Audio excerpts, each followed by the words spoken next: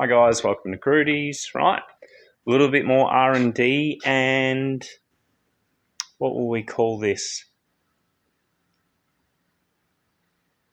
Showing where people don't R&D their own products. Right.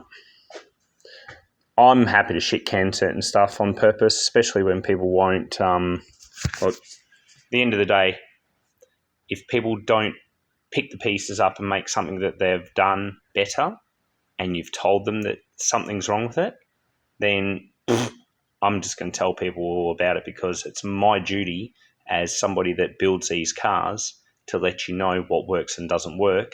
So then that way you don't waste the money or the time and effort that I have to. Right. Now, what we have here is what was an amazing design.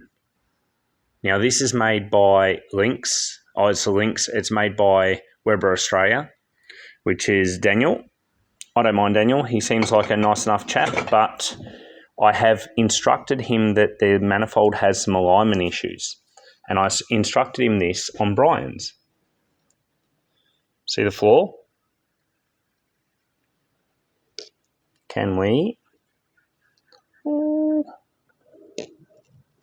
The flaw on one end isn't so bad. The flaw on this end is disgusting.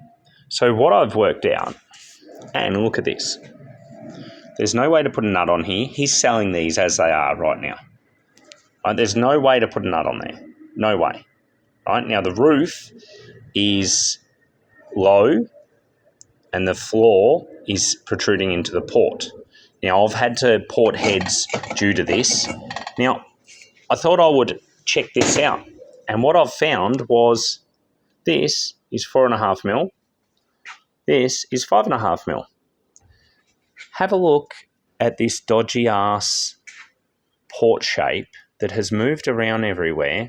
This pattern box hasn't been repaired. It hasn't been, they have to update it every so often. I've got some friends that are into casting, and you have to update your pattern box every so often. You have to make sure it's still aligned.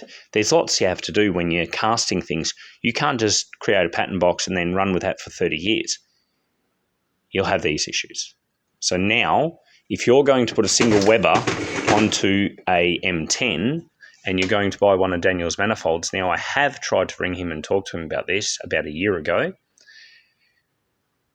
He didn't answer, so I left him a message. He has not contacted me back because he thinks he knows better, whatever it is. Whatever. I'll still buy shit off him. I'll still buy Webers off him because I have to. You know, I'm happy to complain about shit because if I'm complaining about it, it's because I know. If you're doing it and you don't know and you have a shitstorm of a time, you got no idea. You think it's a great product. It's brand new. It's from a company, and a big company at that. So what I'll do to fix this is I'm going to fold these holes down and I'm going to put a tiny little bit of weld there. Just front and back, tiny little bit of weld. And then what I'll do is I'll fold the holes down, all these, and then I'll fold these ones down just a tad. And how I'll line it up is I'll put my finger on the ones I can't see. I'll put my finger in here and I'll feel. I'll get my finger stuck. Wouldn't that be funny? All right. And I'll feel and I'll get it as close as I can. Sometimes you have to say that's going to do the job for a streeter. I like to make as much torque and the best fuel economy possible, so I like things as good as possible. These manifolds, the port is too big. It should actually be smaller, so it can be ported to suit, but people don't listen. I can tell companies, I can tell reasonable-sized businesses over and over and over again that my R&D into their products, this is the problem, yada, yada, yada. They still don't fucking listen. So you know what? I just deal with their bullshit and I'll just tell you all. The Weber Australia M10 single carbine manifold for the Dcoe needs work to be used. You can bolt it straight on, you're going to have a huge mismatch. and it's going to be a bit of a soggy shit show. Right, you have a lovely day. I love to share. Time to give it a mod.